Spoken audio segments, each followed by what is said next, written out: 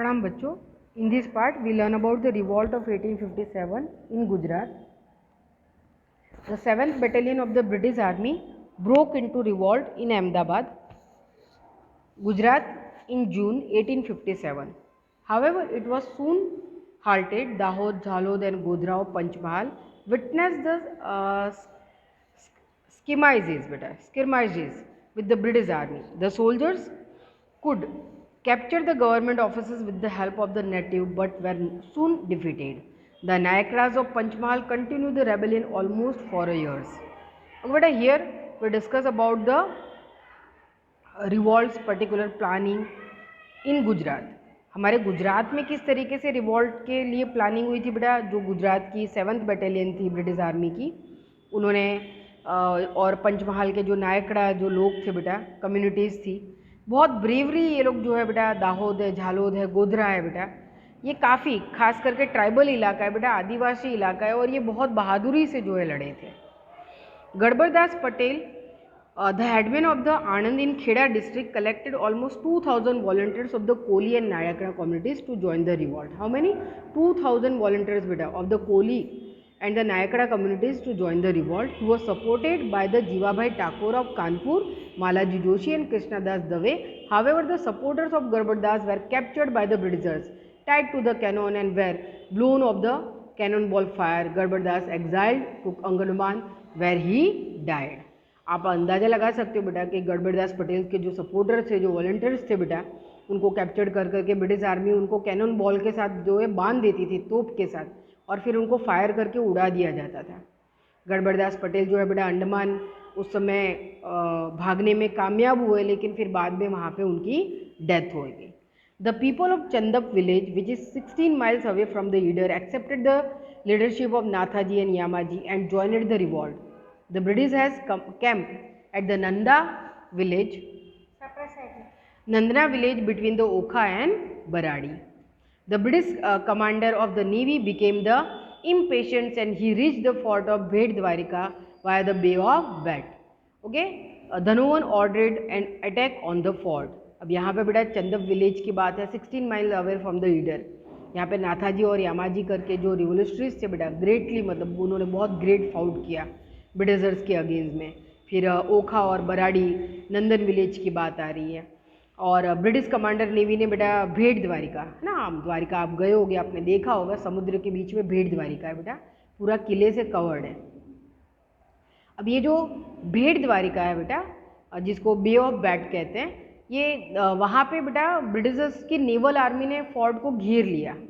But यहाँ पे ज़्यादातर बेटा फोर्ट के अंदर वाघौर कम्युनिटीज़ के लोग रहते हैं, और उसमें भी उस समय जो वाघौर वुमेन्स थी बेटा, उन्होंने बहुत ब्रेवली ब्रिटिशर्स की जो है कैनन बॉल्स को जो है बेटा पकड़ पकड़ के उसको कूल डाउन कर दिया और अपने वाघौर मेल पर्सन को, सोल्जर्स को लड़ने में मदद की थी. The Vagher inside the fort had no such artillery to counter the attack. At this time, the Waghor women came up with the very brave and innovative idea. They shocked the mattresses with the matter in which they could catch the cannonballs and being hit by the cannonballs. बराबर. However, this is the history of the world. Such act of the valor has been exhibited. ठीक है, इतिहास के पन्नों में बेटा ये बहादुरी कहानियाँ कहीं खो गई हैं, लेकिन हम जानते हैं कि उस समय वाघौर वुमन बेटा जब वो तोपों से गोले फायर करते बेटा फोर्ट के अंदर, तो वाघौर वुमन क्या करती, जो बड़े बड़े धाबड़े अपने गुजरात में बोलते हैं कंबल बेटा, उन कंबलों को पानी में भिगो भिगो के बेटा वो औरतें उनको पकड़ के रखती, और जब कैनन बॉल आता फायर होके तो उसको वो कंबल में लपेट लेती और उसको ठंडा कर देती, क्योंकि कंबल पूरा पानी से भिगा रहता था, जिसकी वजह से वो बॉल मतलब ब्लास्ट नहीं होता, और जो वाघौर जो मेल पर्सन थे बेटा, जो सोल्जर्स थे, वो फोर्ट पे से आराम से लड़ पाते, उनके डेथ नहीं होती. इस तरीके से आप मान सकते हो कि कितनी बहादुरी के साथ बेटा तोप के गोले को पकड़ लेना है ना, कोई मामूली बात नहीं बेटा, कितनी बहादुरी से वो लड़ी होंगी, और इतिहास के पन्नों में ये कहानियाँ कहीं ना कहीं दफन है. Vagher women were very bravely disarmed the cannonballs without worrying about their own lives. Their act of the bravery was equivalent to that of the Rani Lakshmibai. These women were the Lakshmibai of Gujarat. ये रानी लक्ष्मीबाई की तरह ही बहादुर थी बेटा. Cities of the North Gujarat like Patna, Patan, Keralu, Bhilode, Mudeti broke into the revolt with the help of the natives. Apart from this, in December 1858, Tatya Tope stayed with his army in Panchmahal district of Gujarat. He had to escape to the forest of the Bansawada when being chased by the British army. और गुजरात के different part में बेटा जो है revolt declare हो गया 1858 में। तात्या तोपे जो इन्होंने गुजरात के पंचमहाल में बेटा अपने आप को सेफ करके बचा के रखा हुआ था, माना जाता है कि वो वहाँ से भी फिर बाद में भागने में कामयाब हुए। हालांकि ब्रिटिश आर्मी उनको बहुत लंबे समय तक चेज करती रही, उनका पीछा करती रही।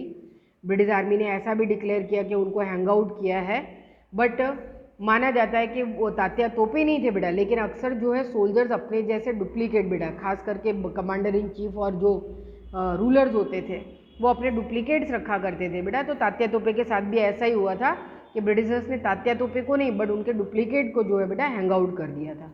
ओके, अब इसके बाद जो है बेटा एंड ऑफ द रिवॉल्ट की बात करते हैं कि during the revolt weapons and the soldiers were supplied to the British from England, Iran etcetera. The revolt had started on 10th May 1857, but by the end of June 1857, the Britishers were able to regain control on Banaras, Allahabad, Kanpur.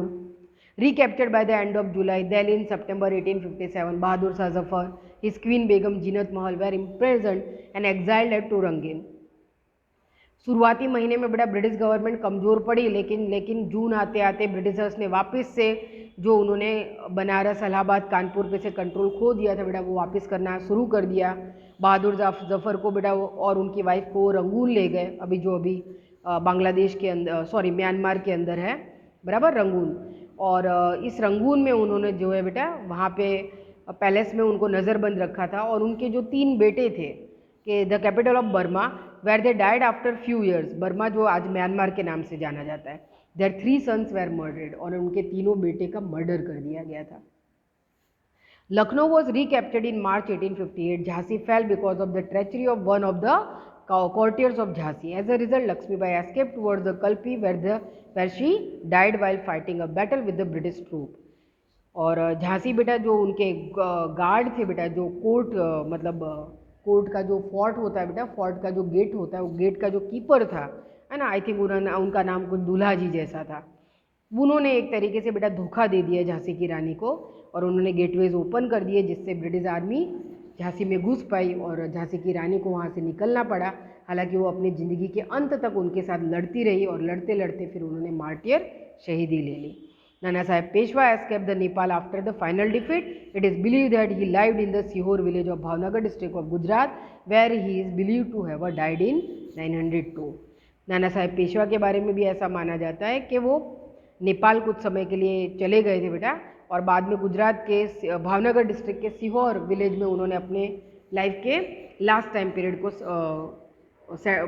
Spend किया। और तात्या तोपे, जिनके बारे में मैंने आपको आगे के पैराग्राफ में समझाया बेटा कि ब्रिटिशर्स ने सोचा कि हमने उनको हैंग आउट किया है, बट जस्ट उनकी जगह उनका कोई डुप्लीकेट बेटा था सोल्जर जिसको फांसी दी गई थी। और माना जाता है कि तात्या तोपे ने बेटा अपनी लेटर लाइफ को गुजरात के नवसारी में स्पेंड किया था। अब यहाँ पे लास्ट टॉपिक पे आ जाते हैं बेटा कि why was the revolt a failure. Revolt के फेलियर के बेटा ऐसे कौन से मेजर रीजंस थे। ओके, तो ये लास्ट जो टॉपिक है बेटा इसको हम कंप्लीट करते हैं। उसमें फर्स्ट पॉइंट है कि the rebel lacked coordination, there was an absence of the centralised leadership, there was no provision of the reinforcement of man, money and ammunitions. एक तरीके से देखा जाए बेटा तो जो रेबल्स थे, जो विद्रोही थे, उनके बीच में कोऑर्डिनेशन का अभाव था बेटा। सेंट्रलाइज लीडरशिप नहीं थी, उसके साथ साथ उनके पास मैन, मनी और एम्यूनिशन, हथियारों की कमी थी, सोल्जर्स की कमी थी, पैसा नहीं था। Second thing, the outbreak of the revolt happened way before the pre planned date. As a result the planning was disrupted and it alerted the Britishers.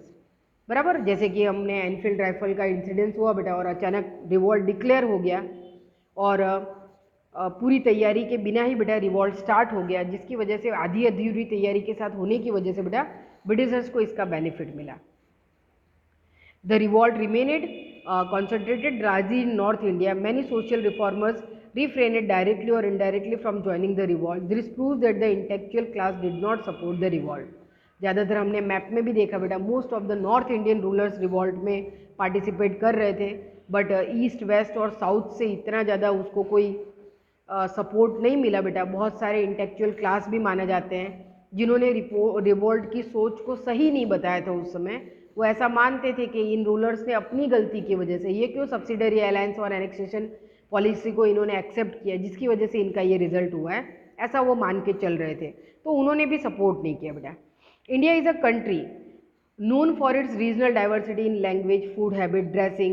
Before the British rule, the people were ruled by the regional dynasty. As a result, the sentiment of the nationalism, belongingness to India as one nation had not developed either in people or in their leaders. Many leaders either sided with the British or remained passive at the time of the revolt. Bharat बेटा छोटे छोटे कस्बों में बता हुआ, वो छोटे छोटे कस्बे और छोटे छोटे डिस्ट्रिक्ट अपने आप में बेटा एक देश थे, तो डिफरेंट डिफरेंट रूलर्स की डायनेस्टीज थी बेटा, तो लोग एक भारत मान के नहीं चल रहे थे बेटा, सब अपने अपने जोन के लिए जो है बेटा लड़ाई लड़ रहे थे। तो ये एक सोच गलत थी।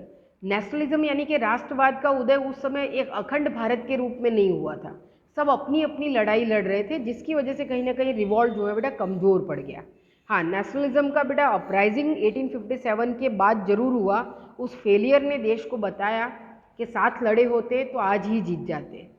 The Sikh and the Gurkhas fought by the side of the British, which proved to be a major disadvantages of the rebels. और एक तरीके से सिख और गुरखा ने बिल्कुल सपोर्ट नहीं किया ब्रिटिशर्स के, उनके साथ बहुत फ्रेंडली वो थे, और ये भी एक मेजर रीज़न बना कि वो ब्रिटिशर्स की तरफ से लड़ रहे थे। The British had a superior army, weapons and military commander compared to the rebels. और ब्रिटिशर्स के पास बेटा हमारे रेबल्स के कंपैरिजन में काफ़ी सुपीरियर आर्मी थी, एडवांस वेपन थे। All the leaders were fighting for regaining their power or territories lost to the British. They were not fighting for the freedom of their nation.